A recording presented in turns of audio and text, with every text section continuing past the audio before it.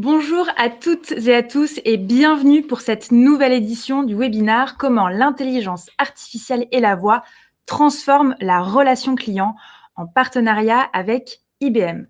Je suis Perle Bagot, directrice associée du Hub Institute et je vais vous accompagner tout au long de cette matinée et vous présenter les différents intervenants, les différents experts autour de l'intelligence artificielle et de la voix au cœur de la relation client.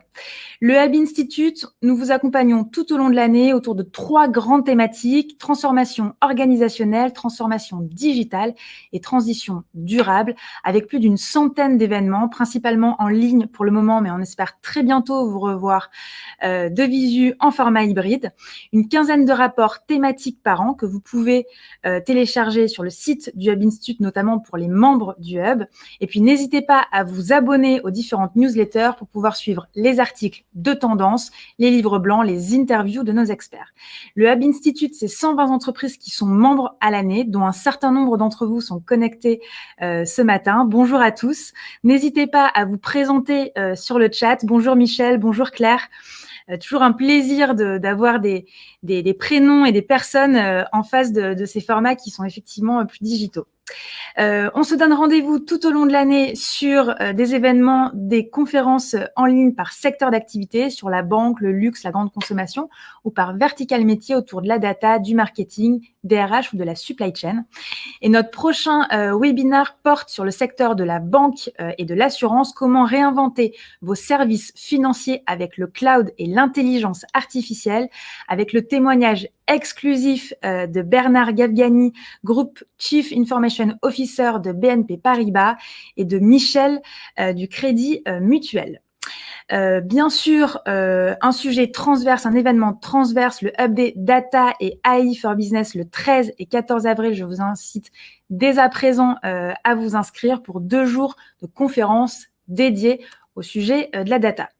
Et puis, bien sûr, en fil rouge de l'ensemble de ces webinaires, le référentiel de l'entreprise apprenante, avec plus de 70 témoignages que nous avons que nous avons réalisés ces derniers mois avec IBM, autour de 5 grands chapitres: l'expérience client et employé, la data et l'intelligence artificielle, talent et culture, plateforme et écosystème, gouvernance et industrialisation. On vous donne des tendances, on vous donne des chiffres, on vous propose des témoignages, des retours d'expérience pour vous aider dans votre quotidien. N'hésitez pas à télécharger ce référentiel. On vous partage le lien directement sur le chat et tout au long de ce webinaire. N'hésitez pas effectivement à réagir sur le chat. Je vois qu'un certain nombre d'entre vous se sont présentés. Bonjour Sonia, bonjour Nora, Lionel. N'hésitez pas à poser vos questions sur l'onglet questions directement pour que les intervenants puissent y répondre au fur et à mesure. Et puis on prendra le temps en fin de webinaire de faire une session de questions-réponses en live avec les différents intervenants. Et puis on va poser quelques questions à travers l'onglet sondage. Alors, effectivement, ce matin, on va parler d'intelligence artificielle et en particulier des technologies de reconnaissance vocale qui ont un rôle de plus en plus important dans la relation client et dans la digitalisation de cette relation client. C'est vrai que des secteurs comme la banque ou comme l'assurance traitent beaucoup d'appels entrants et donc avec une logique effectivement assez forte d'automatisation, en tout cas de reconnaissance de l'information, et donc la mise en place de VoiceBot qui est de plus en plus répandue. Et pour parler de cette transformation de la relation client grâce à l'intelligence artificielle et à la voix, j'ai le plaisir d'accueillir ce matin Hervé Guérard, responsable Factory Flux et Factory IA RPA chez Covea. Donc Covea qui est un groupe d'assurance mutualiste qui reprend les marques MAF, MMA, GMF et qui représente 11,5 millions de sociétaires. Romain Samborino, fondateur et PDG de la start-up Allomedia, spécialiste de la reconnaissance automatique de la parole et de l'analyse conversationnelle. Nicolas Williams, consultant senior IA, et Geoffrey Martinez, directeur de la practice IA et cognitive chez IBM. Tous deux spécialistes de l'intelligence artificielle et de la transformation digitale des entreprises. Avant de rentrer dans le vif du sujet, je vous propose de répondre à 2 sondages qui nous permettent un petit peu à nous et aux intervenants de comprendre votre niveau de maturité et vos problématiques du quotidien. Et donc, je vous invite à aller sur l'onglet sondage avec une première question. À quel stade en êtes-vous de l'adoption de l'intelligence artificielle pour optimiser vos flux entrants et la relation client? Alors, on a réflexion sur l'adoption de l'intelligence artificielle, exploration de l'intelligence artificielle sur certains cas d'usage, donc déjà avec la mise en place de certains projets, ou alors l'étape supplémentaire qui est vraiment l'industrialisation, le passage à l'échelle de l'intelligence artificielle. Donc, première question. Et puis, deuxième question, avez-vous déjà embarqué la voix dans vos projets d'IA? Oui, non. Donc là, on commence à avoir quelques réponses. On y reviendra au fur et à mesure de ces échanges et puis on fera un petit bilan à la fin avec nos différents intervenants. Bonjour à tous. On va commencer avec une première partie d'introduction, les enjeux de la transformation de la relation client. Et pour ça, je vais poser une première question à Geoffrey. Bonjour Geoffrey. Bonjour Perle, bonjour à tous. Alors, qu'observez-vous comme tendance structurante autour de l'utilisation de l'intelligence artificielle dans la transformation de la relation client? Merci Perle. Alors d'abord, effectivement, un mot sur ce qu'on observe, sur la façon dont aujourd'hui nos clients utilisent l'IA pour se transformer dans leur relation client. Il y a trois piliers principaux dans cette transformation. Le premier, c'est l'engagement client. Aujourd'hui, l'IA vous permet d'engager avec vos clients n'importe quand, par n'importe quel canal. Deuxième sujet, c'est l'augmentation des capacités de vos employés, de vos collaborateurs. L'IA permet de mettre à disposition des outils, des services qui vont leur faire gagner du temps, de l'efficacité et de la qualité. Un exemple peut-être très concret là-dessus, si on reste dans l'assurance, aujourd'hui, on sait analyser de façon automatique des rapports de frais médicaux, ce qui va libérer autant de temps aux collaborateurs qui, avant, le faisaient manuellement. Troisième grand pilier dans cette transformation, c'est la capacité à proposer des services, des produits qui sont personnalisés. Donc maintenant, quand on regarde un peu ces trois piliers, comment se situe la voix sur ces trois sujets? Finalement, la voix, elle embarque, elle intègre ces trois piliers-là. Le premier, sur l'engagement client, c'est assez naturel. C'est-à-dire que je veux appeler ma banque, je veux appeler mon assurance, je veux prendre rendez-vous de façon automatique par la voix. Aujourd'hui, c'est quelque chose qu'on peut faire et Hervé en parlera dans un instant. Le deuxième sujet autour de la voix, sur comment la voix peut augmenter mon conseiller. Pareil, un exemple très simple. Mettons-nous en situation d'un échange entre un conseiller bancaire et un client. Aujourd'hui, les techniques de reconnaissance vocale vous permettent d'extraire de la discussion les moments importants et les intégrer automatiquement dans le CRM. C'est autant de temps gagné pour le conseiller. Et troisième sujet, la capacité à vous proposer des produits et ou des services en temps réel. Pareil, la voix a un vrai rôle à jouer. Comment? Prenons l'exemple d'un opérateur de téléphonie. Aujourd'hui, lors d'un échange entre un client et sa relation client et son service client, l'IA est en capacité d'aider en temps réel, et j'insiste là-dessus, en temps réel, d'aider le conseiller à proposer les bons produits en fonction de deux éléments, en fonction de la discussion qui a lieu, d'une part, et en fonction de l'historique et de la connaissance qu'il a de ses clients. Donc, globalement, la voix a un rôle majeur sur l'ensemble des piliers de cette transformation client. Maintenant, comment on fait pour passer de la vision à l'exécution et surtout, quels sont les points sur lesquels il faut être particulièrement vigilant? Le premier, c'est l'intégration.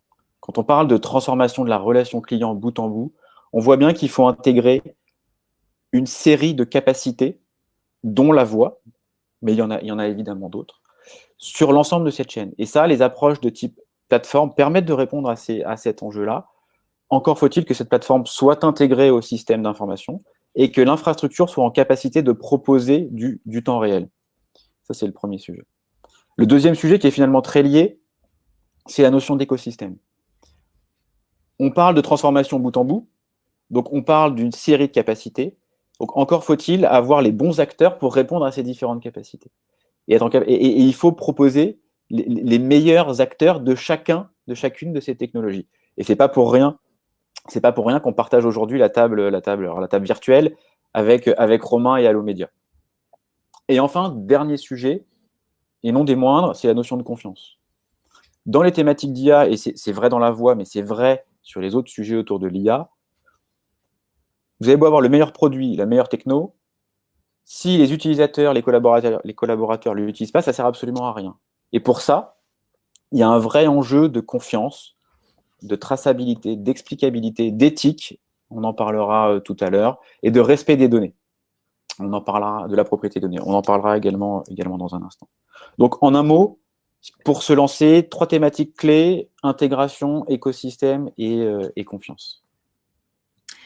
Merci Geoffrey. Alors justement, pour compléter ce que vous venez, le contexte un petit peu que vous venez d'évoquer, Romain, je vais m'adresser à vous. Allomedia est un acteur de référence sur le cookie vocal.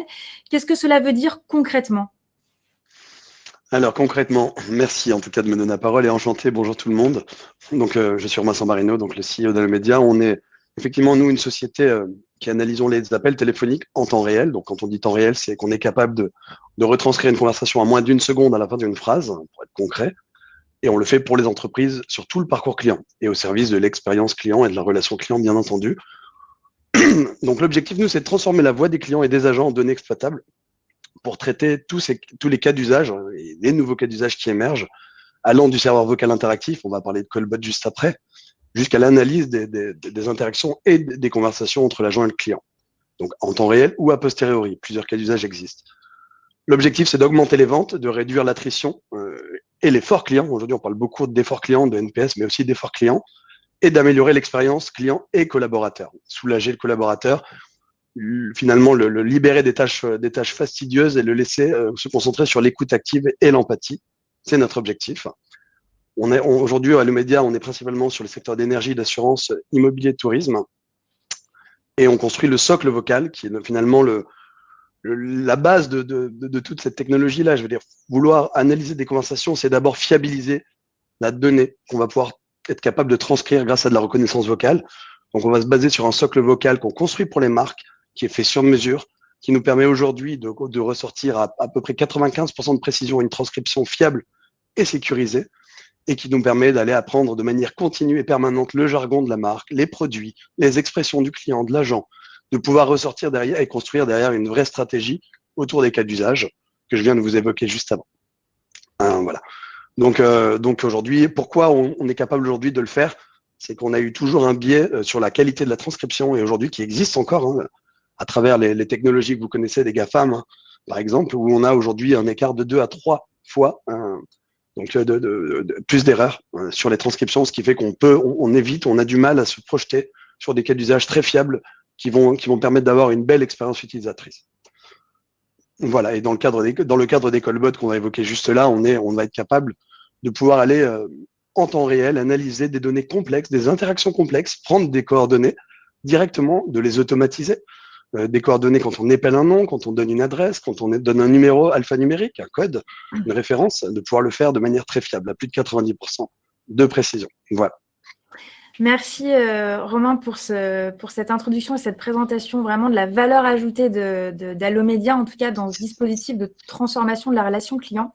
Alors le plus simple, c'est d'illustrer par des exemples très concrets qui sont d'ailleurs en cours de production. Et pour ça, je suis ravie de donner la parole à Hervé. Bonjour Hervé.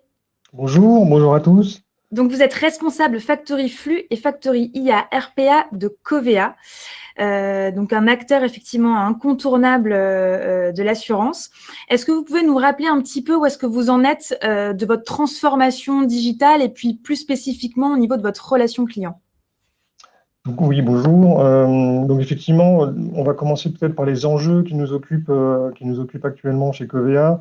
Covea, comme ça a été dit, est un acteur majeur de l'assurance qui gère plusieurs dizaines de millions d'appels par an.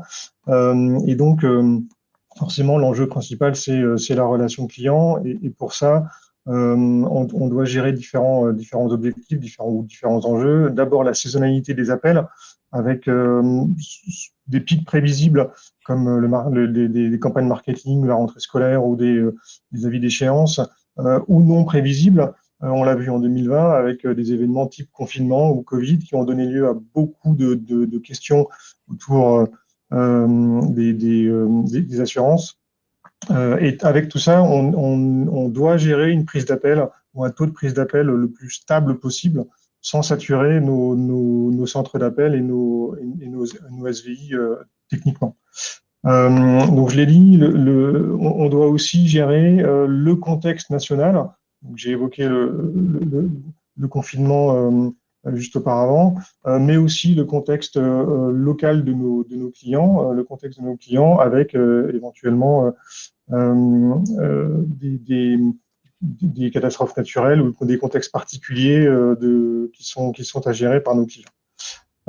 Et enfin, on souhaite faciliter le parcours client, avoir un parcours self-care le plus fluide possible, avec une accessibilité importante, sans se couper de nos clients et sans se couper de l'interaction humaine qu'on peut avoir, qu'on doit avoir avec nos clients. Donc voilà les 3 enjeux principaux qu'on a à gérer côté Covéa sur la relation client.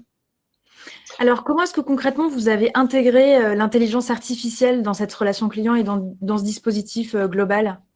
Alors, concrètement, l'intelligence artificielle nous a permis de mettre en œuvre 2 types de voicebot différents. Là, je vais quand même focaliser sur la partie voicebot et non chatbot, même si on en a mis aussi en place. Mais c'est vrai que sur la partie voicebot, on a un type de voicebot qui est plutôt destiné aux appels, ce qu'on appelle les appels dissuadés. Donc, en fait, les appels qu'on n'arrive pas à traiter naturellement et donc qui font chuter notre prise d'appel.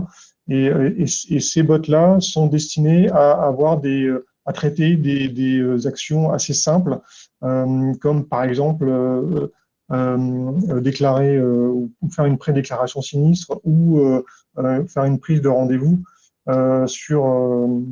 pour être appelé. Donc là, on est vraiment sur une logique de transformer nos flux chauds en flux froids, tout en conservant la relation client qu'on souhaite, qui nous occupe aujourd'hui. Le deuxième type de voice bot qu'on a mis en œuvre pour intégrer l'intelligence artificielle, ce sont des bots dits de qualification qui permettent en fait d'avoir plus d'informations ou des informations de meilleure qualité de la raison pour laquelle le client nous appelle ou le prospect nous appelle, et donc de mieux distribuer nos appels en limitant le nombre d'erreurs de distribution pour accéder au bon conseiller qui a la bonne connaissance du dossier. Alors, pour poursuivre, je vais m'adresser maintenant à Nicolas. Donc, Nicolas, consultant senior intelligence artificielle chez IBM. Bonjour Nicolas. Bonjour Perle, bonjour à tous. Alors, on vient de voir un petit peu le contexte. Hervé nous a partagé effectivement spécifiquement ce qu'il en est chez Covéa. Mais finalement, on peut se demander, OK, par où est-ce qu'on commence? Comment est-ce qu'on dépasse finalement le MVP et on arrive vraiment à déployer l'intelligence artificielle au service de cette relation client? Oui, tout à fait. C'est une excellente question, une question que beaucoup se posent. Ce qu'il faut faire, c'est ce qu'on conseille généralement, c'est d'y aller petit à petit. Les projets d'intelligence artificielle, comme ce dont on parle ici, sont des projets qui s'entraînent, donc qui nativement doivent être mis en place sur des méthodes agiles. L'agilité, ça consiste à tester des hypothèses, à définir des critères de succès et ensuite venir dans une situation réelle, une situation de production. C'est ce qu'on conseille à nos clients. Aller rapidement en production, avoir de la vraie donnée, de la donnée qui est non biaisée, et on va sur un périmètre restreint, et on va tester ça et vérifier que les critères de succès sont atteints. Et ensuite, on y va petit à petit. Et on est en agile, on a le droit de se tromper. On peut changer notre stratégie. C'est pas grave, on y va, on avance petit à petit, et c'est de cette manière-là qu'on va être capable de déployer un produit de plus en plus ambitieux, de plus en plus complet, et qui répond à 100% aux attentes des utilisateurs finaux. Très bien. Et du coup, est-ce qu'il y a une roadmap un petit peu spécifique pour déployer l'intelligence artificielle? C'est toujours une question pour moi? Oui. Oui, je vais répondre. Une roadmap un peu spécifique. Ce qu'il faut vraiment, c'est choisir les cas d'usage qui vont amener ce volume, puisque ça va nourrir les phases d'amélioration continue. Donc, si vous devez commencer à mettre des voice bots sur vos flux entrants, eh bien, prenez par exemple la liste de vos motifs de contact, regardez comment est-ce qu'ils sont distribués et allez dans un premier temps viser ceux qui sont le plus représentés, de manière à avoir tout de suite des gains qui soient significatifs, qui justifient, qui embarquent un petit peu les équipes et qui justifient de continuer à faire augmenter ce périmètre. Donc il n'y a pas de réponse. Il n'y a pas de réponse absolue. En tout cas, cette méthode-là, qui consiste à vraiment identifier les flux les mieux représentés, est quelque chose qui marche assez bien. Hervé, j'imagine que ça fait écho à la manière dont s'est déroulé un petit peu chez vous ce déploiement. Alors tout à fait, nous on a mis en œuvre avec nos partenaires des bots qui, dans un premier temps, avaient assez peu d'impact sur la satisfaction client. Ce qui est important, c'est de mettre en œuvre effectivement des bots qui ne sont pas en front de la relation client, mais qui arrivent plutôt en fin de parcours ou en dissuasion et qui, malheureusement, de toute façon, étaient sur des flux qui étaient, entre guillemets, perdus pour nous. Et ça nous permet effectivement de tester les bots, de les ouvrir sur un nombre de flux limités pour permettre l'amélioration continue. Alors là-dessus, effectivement, comment dépasse-t-on le MVP? Il faut être prudent parce que on va ouvrir les flux de manière progressive et en même temps, il faut avoir un nombre de flux important pour pouvoir procéder à l'amélioration continue. Mais c'est vrai que l'important ici, c'est de commencer avec des bots qui qui ont assez peu d'impact sur la satisfaction client, mais avoir un nombre de flux quand même assez important pour permettre de mettre en œuvre et le process d'amélioration continue et les outils d'amélioration continue, et puis concrètement procéder à l'amélioration continue en améliorant le wording, les parcours, éventuellement la reconnaissance des entités, etc.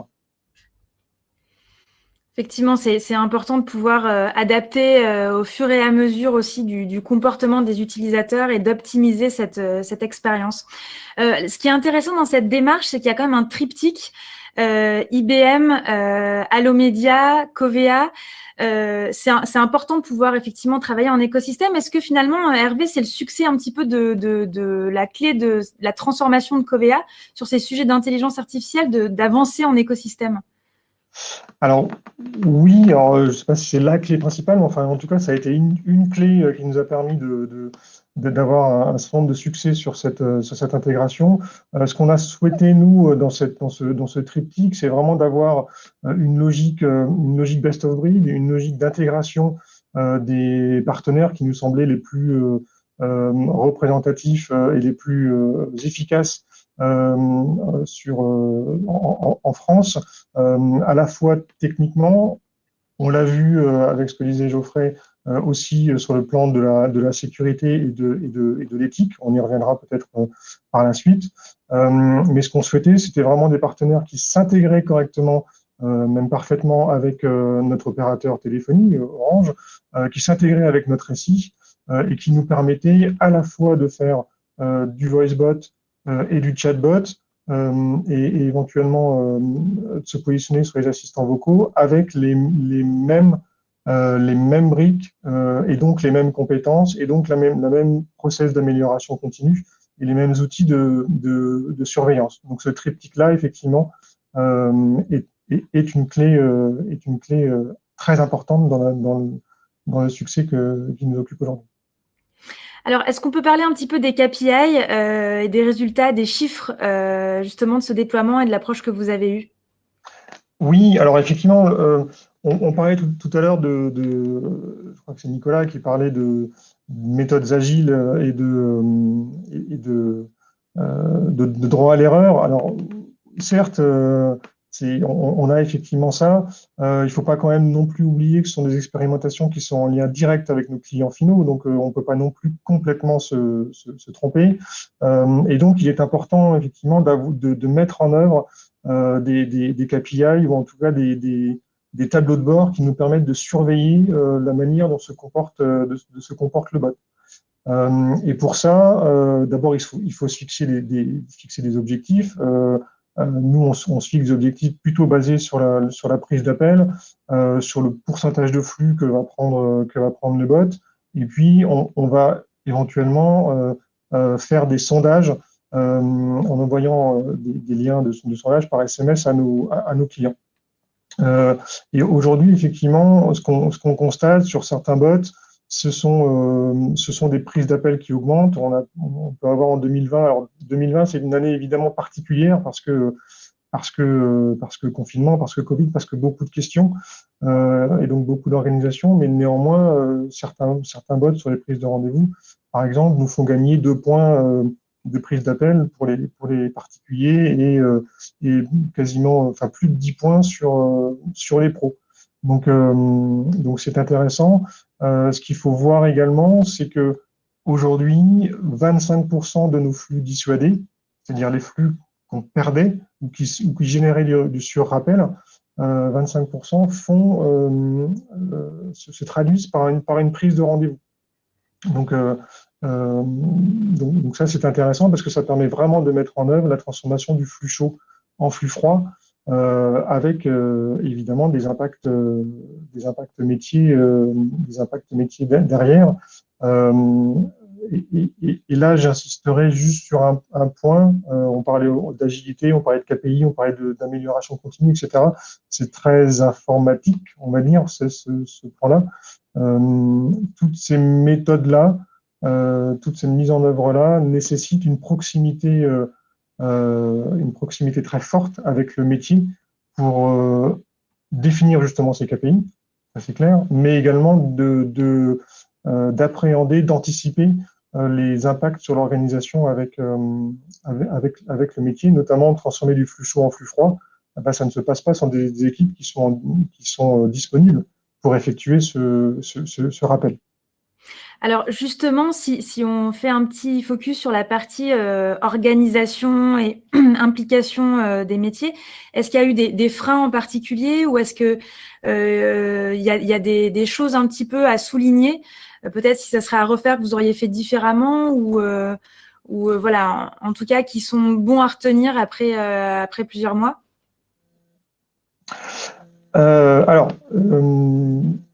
Ce qui est sûr, c'est que ce qui est le plus important, et on nous l'a dit et redit et re-redit, c'est l'amélioration continue et le process d'amélioration continue.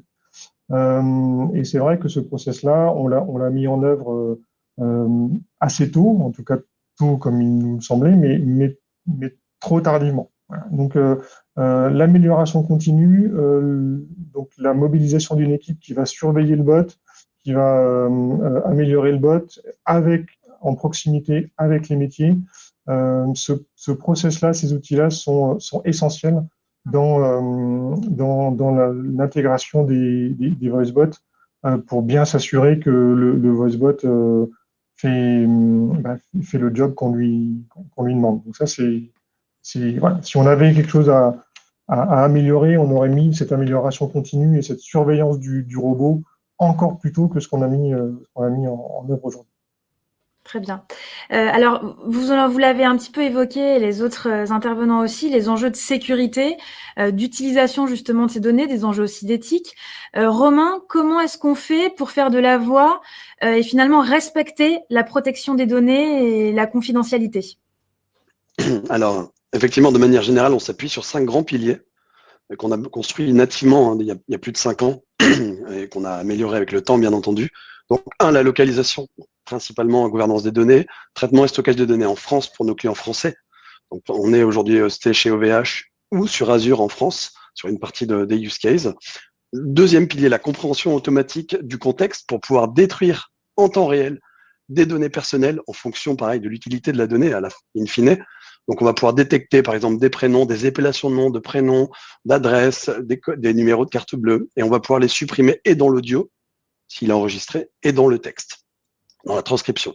Ensuite, 3, on s'appuie sur des certifications, en fonction des cas d'usage aussi, certification PCI DSS pour le stockage ou le traitement des données bancaires, et également la possibilité de les retirer en temps réel des conversations, avec la compréhension, ou une certification HDS pour le traitement des données de santé, ou là, et stockage des données de santé, qui sont des serveurs spécifiquement dédiés à la santé, et la possibilité de supprimer les données sensibles médicales, excusez-moi, avec les organes, la détection des maladies, ainsi de suite. 4, un pilier fort, être au plus près du data center de nos clients. On parle toujours de gouvernance des données, les grandes marques sont très frileuses là-dessus et on les accompagne avec des solutions. Donc, possibilité de tirer des liens privés sécurisés entre nos data centers en France pour pouvoir bénéficier de l'avantage du cloud sans les contraintes et la mise à jour ou scalabilité du on-premise, c'est-à-dire de mettre nos machines chez le client directement. 5, le privacy by design, donc c'est l'accompagnement grâce à notre data protection officer. Donc on a un DPO avec nous, un juriste spécialisé justement dans la protection des données et dans l'IA, et qui nous accompagne depuis maintenant plus de 4 ans et qui accompagne nos clients, bien entendu, dans le lancement d'un projet en fonction du cas d'usage, pour les conseiller sur le pré-décroché, le message qu'on va mettre sur le téléphone, en fonction de l'utilisation de la donnée et du cas d'usage. Voilà des exemples, en tout cas, j'espère concrets sur la sécurisation des données. Est-ce qu'il y a des secteurs qui vont être plus sensibles justement à ces sujets-là ou qui vont évoluer dans des environnements beaucoup plus contraignants, qui vont vous obliger, vous aussi, à vous adapter? Je dirais le secteur bancaire est toujours très frileux, encore frileux de toutes les solutions IA cloud. Donc, c'est pour ça qu'on doit chercher des solutions un peu hybrides. On va avoir le secteur e-commerce, comme je disais, les cartes bancaires passent beaucoup par la voie, même si des solutions maintenant permettent de router le flux ailleurs dès qu'il y a une prise de carte bancaire. Mais globalement, je dirais secteur e-commerce, secteur bancaire et secteur médical, qui sont un peu les secteurs où vraiment, qui sont très, qui sont normés au niveau du stockage des données et de l'utilisation de la donnée. Donc, on est vraiment en train de faire avancer et faire évoluer, en tout cas, sur le cloud très sécurisé et les certifications qui vont avec. Et justement, tous ces enjeux de sécurisation et de certification, c'est des enjeux qui prennent combien de temps à peu près quand on veut déployer un projet? C'est une question de plusieurs semaines, question de plusieurs mois. Comment est-ce que ça s'intègre? Ah non, au début, on a nous ce qu'on appelle un data agreement avec nos clients sur justement en fonction de l'utilisation de la donnée. On va le faire avec le juriste ou le DPO en face. Et on va avoir déjà, nous, des modèles pré-entraînés. Donc, ça va très vite. Toute l'infra est déjà en France. La compréhension, la partie anonymisation est déjà prête. Donc, c'est simplement qu'est-ce qu'on a besoin d'anonymiser en fonction de l'utilisation de la donnée. Quel message on doit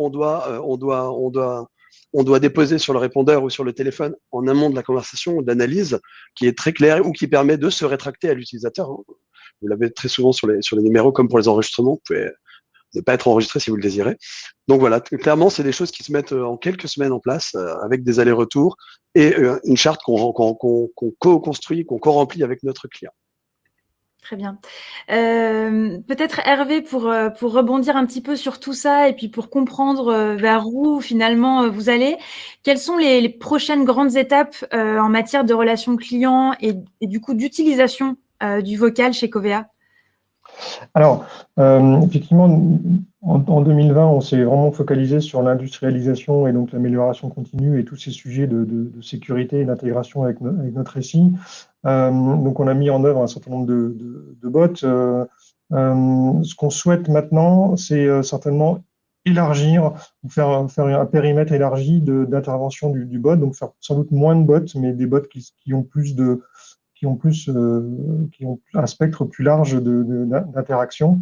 Ça, c'est la première chose. La seconde chose, c'est que maintenant qu'on s'est occupé de la partie sécurité des données, on est en train de travailler à ce que l'Europe appelle l'IA de confiance, et donc à travailler sur peut-être une charte éthique ou en tout cas une IA éthique à intégrer chez Covea.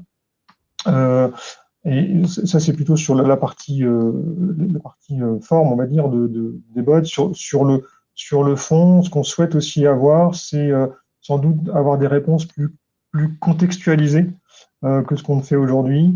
et donc travailler avec de nombreuses initiatives qui sont chez Covea, avec des data scientists, pardon, qui sont présents chez Covea pour contextualiser plus en fonction du contexte du client, des réponses peut-être plus adaptées ou en tout cas plus personnalisées pour nos clients.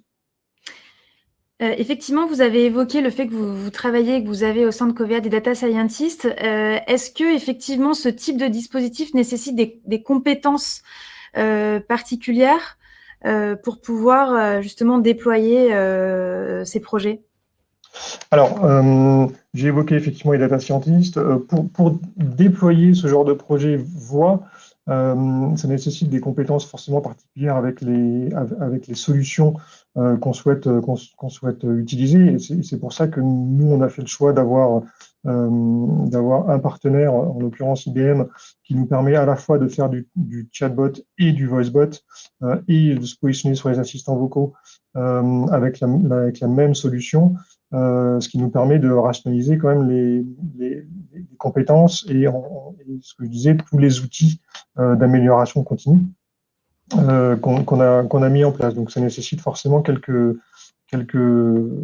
compétences particulières. Ensuite, sur la partie data scientist, c'est une option, qu'on n'est pas obligé de mettre en œuvre, mais qu'on espère nous permettra d'encore mieux répondre à nos clients. Très bien. Alors, ce que je vous propose peut-être à tous, avant de passer aux sessions de questions-réponses, c'est en conclusion de vous demander finalement à chacun quel est le conseil que vous donnez aux décideurs qui nous écoutent, qui nous regardent, pour intégrer et déployer l'intelligence artificielle et en particulier la voix dans leur relation client. Et peut-être pour boucler la boucle, Hervé, je vous donne la parole en premier.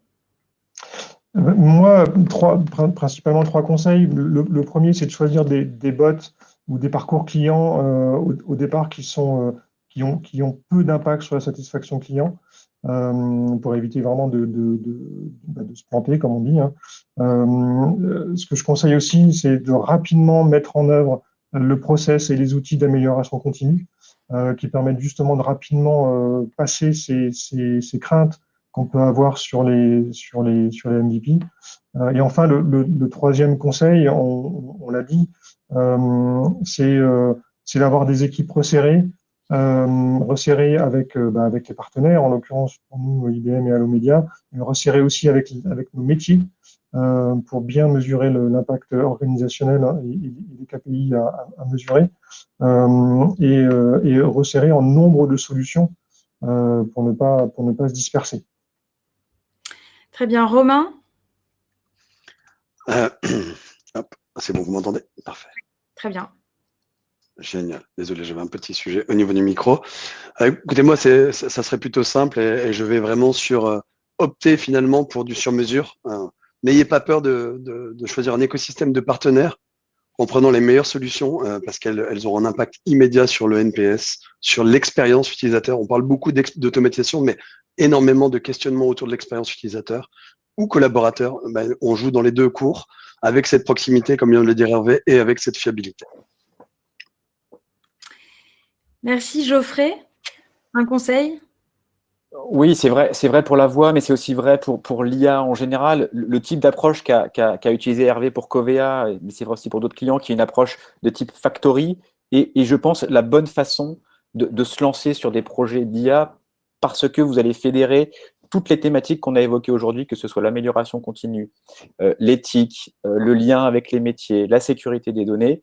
Et c'est comme ça que vous allez réduire votre temps entre une idée et sa mise en œuvre opérationnelle à l'échelle. Donc, l'approche factory, si je devais retenir un sujet. Très bien. Donc, on a dit amélioration continue, sur mesure, factory. Et Nicolas, dernier conseil? Un conseil que je pourrais vous donner, c'est réfléchissez à long terme. Pourquoi? Parce que quand on déploie ces différents cas d'usage, selon la solution que vous allez choisir, vous allez pouvoir bénéficier de synergies. On l'a dit un peu plus tôt. Hervé disait qu'on fait des chatbots et des voicebots. Quand on fait ça avec un produit et une approche de type plateforme. On a un entraînement qu'on récupère, on a une intégration OSI qu'on récupère. Et faites bien attention à ne pas choisir une solution qui va vous enfermer dans un silo. Voilà. Alors, ce matin, c'est vrai qu'on a beaucoup parlé de la relation client, mais il y a d'autres cas d'usage, il y a d'autres opportunités de pouvoir justement déployer ces voice bots. Est-ce que tu as quelques exemples ou avec des clients ou en tout cas que tu as pu voir sur le marché? Mais en fait, on a beaucoup parlé de la voix. Et la voix, c'est en effet un vecteur de gain assez important puisqu'on a encore en France des usages qui sont fortement tournés vers la voix. On a des clients qui ont encore 90% de leur flux entrant qui est sur la voix. Donc en effet, c'est très intéressant de s'attarder à optimiser ça. Néanmoins, l'appel vocal, c'est classiquement celui qui est le moins efficace, celui qui est le plus cher, hein, puisque vous passez du temps avec votre client et ce temps a un coût. Et peut-être que tous les motifs de contact entrant n'ont pas le même niveau d'urgence et le même besoin finalement d'avoir un conseiller en ligne à la fin. Donc ce que nous on suggère, c'est de réutiliser ces entraînements et ces intégrations pour diversifier et avoir une vraie stratégie qu'on peut qualifier d'omnicanal. Je vais vous donner un exemple très, très concret. Vous avez un client qui appelle pour prendre un rendez-vous, et bien oui, vous pouvez le réorienter vers un voice bot pour lui proposer sa prise de rendez-vous en self-care. Vous avez un client qui appelle en panique, on détecte qu'il est stressé et qu'il a besoin de déclarer un incident. Là, il va falloir le passer à un conseiller. A contrario, il y a des sujets qui sont moins critiques, hein, que vous allez pouvoir rediriger vers des canaux qui sont plus efficaces. On peut par exemple penser au messaging. Le messaging, vous savez, le WhatsApp, hein, aujourd'hui, on a de plus en plus d'entreprises qui passent sur des canaux de ce type-là. Eh bien, on va pouvoir comprendre sur cette même logique le motif d'appel pour rediriger vers un canal de ce type-là qui sera plus efficace. En moyenne, on est entre 2 et 2,5 fois plus efficace pour un agent hein, quand on prend des contacts en messaging plutôt que le faire en voix, hein, puisqu'on va être capable de paralléliser. Donc en fait, c'est ce routage en temps réel en fonction du niveau d'urgence qui va permettre d'aller vraiment chercher des gains d'efficacité au maximum. Hervé, est-ce que ce sont des choses que vous arrivez justement à faire, d'avoir cette vision un peu globale entre les différents canaux possibles?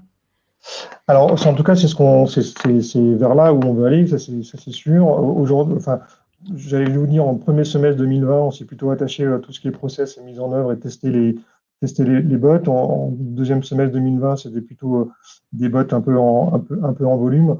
Mais comme je le disais tout à l'heure, un des enjeux, c'est effectivement le self-care le self-care tout en conservant la relation client. Nos clients nous le disent, ils sont, quand on fait des sondages, ils sont contents d'avoir un robot.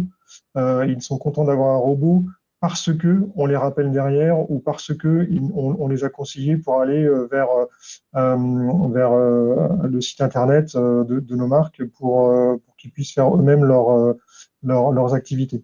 Ce n'est pas le robot tout seul qui est satisfaisant, c'est l'ensemble de la relation client omnicanal qui est satisfaisante et notamment le fait qu'on les rappelle derrière pour traiter leur dossier lorsque c'est complexe et lorsque le bot ne peut pas le traiter. Alors, je vais prendre pour compléter quelques questions supplémentaires et la première qui fait un petit peu écho à ce que disait aussi au conseil que donnait Geoffrey sur la factory. Au bout de combien de temps êtes-vous arrivé à la conclusion qu'il fallait entrer dans un modèle de type factory pour pouvoir déployer l'IA dans votre relation client? Donc, quand on a commencé en 2019, donc c'est pas très très longtemps, c'est vrai qu'on n'était pas dans une type factory, on était plutôt en test des solutions et de prouver que le trinôme IBM, Covea, Allomedia pouvait bien fonctionner ensemble. Rapidement, si on veut effectivement passer le cap de ces tests-là et rentrer dans une industrialisation qui nous permet d'avoir une équipe pluridisciplinaire capable d'accompagner le métier, de faire l'amélioration continue, de positionner correctement les solutions de traiter les sujets en agilité, en proximité avec les métiers, il faut effectivement rentrer dans une logique de type factory. Et ça, c'est venu, j'allais dire très rapidement, au bout de quelques mois, on s'est rendu compte qu'il fallait qu'on ait cette équipe pluridisciplinaire, à la fois accompagnant les métiers dans leur mise en œuvre et en intégrant, en synthétisant les acteurs IBM, Allomedia, et puis nous. Donc en quelques mois, on s'est dit qu'il fallait qu'on aille vers ce type d'organisation. Geoffrey, est-ce que tu veux compléter? Non, mais je souscris totalement à ce qui vient d'être dit. Ce type d'approche, idéalement, dans un monde idéal, il faut la commencer. Il faut commencer avec une approche factory, parce que ce que disait Nicolas, c'est exactement ça. Il faut penser long terme. L'approche factory vous permet d'adresser à la fois des cas d'usage, donc plutôt une logique court terme, et en même temps positionner le socle technologique et les différents enablers dont vous allez avoir besoin pour déployer à l'échelle vos cas d'usage. Donc, idéalement, c'est le plus tôt possible. Après la façon dont ça s'est passé chez Covea, où ça s'est fait petit à petit, elle prend tout son sens dans l'écosystème et dans l'environnement de Covea. Une autre question, avez-vous mesuré l'impact sur le niveau de satisfaction des clients finaux, mais aussi des agents? Alors absolument, on fait des sondages auprès de nos agents, notamment pour les bots de qualification, donc ceux qui permettent de mieux qualifier et de mieux distribuer nos appels. Donc on fait des sondages et on fait également des sondages auprès de nos clients finaux pour savoir s'ils ont été satisfaits, non pas du bot, encore une fois, mais de la relation qu'on leur a proposée. C'est-à-dire le bot de déclaration sinistre, il ne fait pas, enfin, le sondage ne porte pas sur le bot de la déclaration sinistre. Il traite en fait de la relation client. Et les clients sont du coup satisfaits du robot, mais ils sont surtout, encore une fois, satisfaits qu'on les rappelle derrière pour les rassurer sur le traitement de leur sinistre, éventuellement le règlement, etc., etc. Donc c'est toute tout ce sondage-là, il doit porter non pas uniquement sur le robot, mais sur la relation qu'on leur apporte. Très bien. Et puis, une dernière question qui a été un petit peu évoquée par Romain, mais peut-être c'est important de le préciser puisque ça revient dans le chat. À quel instant l'utilisateur est informé de l'enregistrement et l'utilisation de ces données? Existe-t-il un dispositif de type RGPD pour le vocal? Peut-être, Romain, c'est important que vous reprécisiez un peu ces éléments. Exactement. Donc, quand on analyse des conversations entre l'agent et le client, elles sont bien entendu explicité au démarrage du serveur vocal, quand vous appelez, ou juste avant d'être mis en relation, et vous avez une possibilité de vous rétracter à ce moment-là, étoile 9, ou alors le spécifier dès le démarrage au conseiller. Ça va vraiment dépendre des marques, ça va vraiment dépendre de l'usage de la donnée derrière.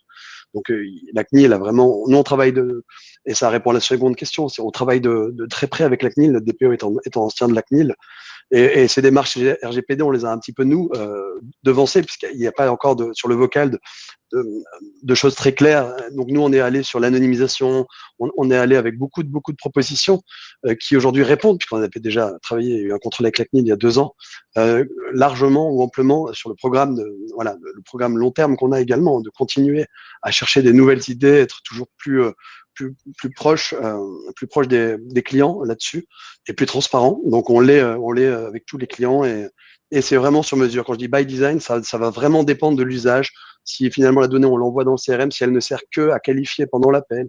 Voilà, c'est vraiment très, très différent, mais tout est explicité. Tout est explicite au démarrage du téléphone. Très bien. Je pense que ça permet effectivement d'éclaircir ce point-là qui est très important pour les décideurs présents ce matin. Alors, si on revient un petit peu sur les 2 questions qui ont été posées sur la partie sondage en début de webinaire de ces échanges. Donc, c'est intéressant de regarder. Donc, la première question qui était: à quel stade en êtes-vous de l'adoption de l'IA pour optimiser vos flux entrants et la relation client?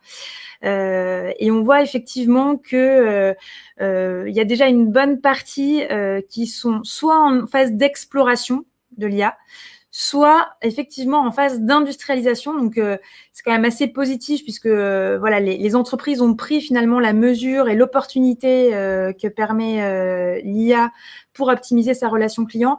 Je ne sais pas, Nicolas ou Geoffrey, si vous voulez rebondir sur ces éléments-là par rapport à ce que vous pouvez voir chez vos clients, par rapport aux différents niveaux de maturité en fonction des secteurs. Je peux dire un mot.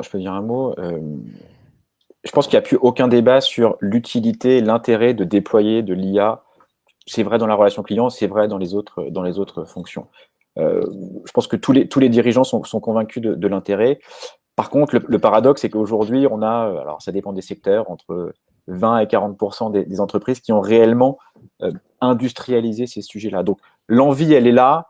Il n'y a plus de débat. Maintenant, la question, c'est d'y aller. Et c'est surtout comment y aller. Et comment industrialiser. Donc je suis ravi qu'on soit plutôt sur un auditoire qui ait franchi le pas, qui a déjà franchi le pas, et qui soit plutôt en train de se poser des questions sur comment on industrialise. Et je pense que là, l'exemple de Covea est extrêmement intéressant parce qu'il y a eu cette démarche qui a été lancée il y a 1 an et demi, 2 ans maintenant, qui a avancé petit à petit, et maintenant on commence à fédérer une approche qui est de type factory, dans lequel on voit qu'il y a des sujets IA qui émergent autour de la voix. On ne l'a pas parlé ici, mais il y a aussi des thématiques autour du RPA. Et on voit bien qu'il y a un certain nombre de capacités qui viennent s'agréger pour être en capacité de proposer quelque chose qui soit intégré et de bout en bout, qui est encore une fois l'objectif final. Nicolas, je ne sais pas si tu voulais préciser quelque chose, si on passe à la deuxième question. Je vais juste donner 2 chiffres. Je ne suis pas si étonné que ça finalement que dans l'auditoire, on ait des représentants qui se soient déjà lancés. On a accès à des benchmarks qui nous viennent de l'IBV, l'IBM Institute for Business Value, qui dit que en moyenne, on a environ 35% des flux entrants qui bénéficient de technologies type IA ou automatisation. Ça ne veut pas dire que tout est pris et automatisé par de l'IA. Par contre, on a parlé de thématiques de conseiller augmenté, d'automatisation, de self-care. En moyenne, on est aux environs de 35% d'après les résultats de cette étude. Là où, et je finis là-dessus, les 20% meilleurs de ces études-là sont à 60%. Donc, vous imaginez 60% du flux entrant qui bénéficie de techno d'IA ou d'automatisation, c'est assez fort. C'est ambitieux. Il y a quand même une marche pour arriver jusque-là. En tout cas, sachez qu'on est tout à fait en mesure de vous aider à aller chercher ces 60%. C'est des choses qu'on réalise de manière très opérationnelle et qui sont vraiment atteignables. Effectivement, de manière générale, n'hésitez pas à prendre contact avec les intervenants ce matin si vous avez des questions supplémentaires ou si vous avez des questions spécifiques à vos projets. Le replay sera disponible, bien sûr, de ce webinaire, mais en dehors de ça, on vous a aussi partagé le lien des LinkedIn, donc vraiment, n'hésitez pas. Et puis, donc, deuxième question, avez-vous déjà embarqué la voix dans vos projets d'IA? Et donc là, il y a une majorité de non, donc pas encore. Romain, il va falloir aller évangéliser effectivement l'intérêt de la voix effectivement au niveau de la relation client. Je pense que c'est un sujet important. On le disait, il y a différents secteurs qui vont être, en fonction des secteurs, qui vont être plus sensibles à cela que d'autres. Mais pour autant, voilà, c'est une vraie opportunité qu'il faut pouvoir adresser. Je regarde juste si on a éventuellement une question supplémentaire. Oui, on en a une petite dernière. À partir de quel volume d'appels entrants l'IA et le VoiceBot constituent un intérêt business ou au moins une fourchette? Qui peut répondre à cette question? Je peux me lancer si vous voulez. Je vais faire une réponse de consultant. Ça dépend de vos temps de traitement. Ça dépend de votre modèle organisationnel. Est-ce que vous êtes aujourd'hui sur des modèles de delivery qui sont onshore? Est-ce que vous faites déjà appel à de l'offshoreisation? Est-ce que vous avez déjà une optimisation sur le coût de cette relation client? Donc, pour répondre, ça dépend. Maintenant, comme on le disait, pour avoir une vraie efficacité, il faut avoir des volumes puisque ce sont des solutions qui s'entraînent. Donc, je dirais que s'il fallait donner un chiffre, On a certains cas d'usage qui tournent à 1500 conversations par mois. C'est pas là où vous allez avoir les plus gros bénéfices, mais on commence à avoir un intérêt à réfléchir, pas forcément dans une optique d'économie sur l'organisation de votre service client, mais vous allez avoir des impacts sur le NPS, la satisfaction de vos clients. Donc, il ne faut pas forcément réfléchir que sur l'item financier. Il faut également réfléchir sur la partie satisfaction client. Donc, on peut commencer sur des volumes assez faibles et ensuite, bien entendu, quand vous avez, comme certains de nos clients, des millions d'appels par mois, forcément, ça décuple les gains et ça accélère les ROI. Très bonne question aussi qui vient d'être soulevée. Qu'en est-il du multilinguisme? Ce sera notre dernière question, mais effectivement, question tout à fait pertinente. Alors, le multilinguisme, je peux me lancer aussi. C'est pas forcément très évident de faire du multilinguisme. On peut être amené, dans de nombreux cas, à développer finalement 2 instances d'un même bot pour couvrir 2 langues. Si ce sont des conversations un petit peu compliquées, là, on va peut-être devoir passer par là. Si c'est un peu plus simple, on peut peut-être, vous savez, utiliser des couches de traduction. Il y a plein de logiciels qui font ça sur le marché. Vous traduisez la question, vous allez interroger la base de réponse et vous ramenez la réponse également traduite. Mais ça ne s'applique que sur des échanges type FAQ où on a finalement quelque chose d'assez simple. Très bien. Eh bien, merci en tout cas beaucoup à tous les 4 pour cet échange. Encore une fois, donc le replay sera disponible dans la foulée pour pouvoir revoir ces échanges et puis aussi un compte rendu d'ici quelques jours. N'hésitez pas à télécharger effectivement le référentiel de l'entreprise apprenante parce que c'est typiquement des sujets qu'on aborde dans ce référentiel parmi d'autres, puisque vous l'avez vu, il y a différentes parties sur l'expérience client, sur la data, sur les talents, plateformes, sur les enjeux de gouvernance aussi et d'industrialisation. Donc, beaucoup de cas, beaucoup de témoignages. On vous a mis le lien dans le chat, donc n'hésitez pas à le télécharger. Et puis, on se donne rendez-vous le 16 mars prochain de 11h à midi, justement pour un webinaire vraiment dédié à la finance, réinventer vos services financiers avec le cloud et l'intelligence artificielle, extrêmement intéressant avec le témoignage de BNPP et de Crédit Mutuel sur ces sujets de data, d'AI et effectivement de cloud. Et puis plus globalement sur ces sujets-là, on se donne rendez-vous le 13 et 14 avril prochain pour un événement sur 2 jours avec, encore une fois, de nombreux témoignages. Un grand merci à tous les 4, un grand merci aussi aux participants et puis on se donne rendez-vous à très vite. Bonne journée. Merci à très bientôt. Merci à tous. Au revoir.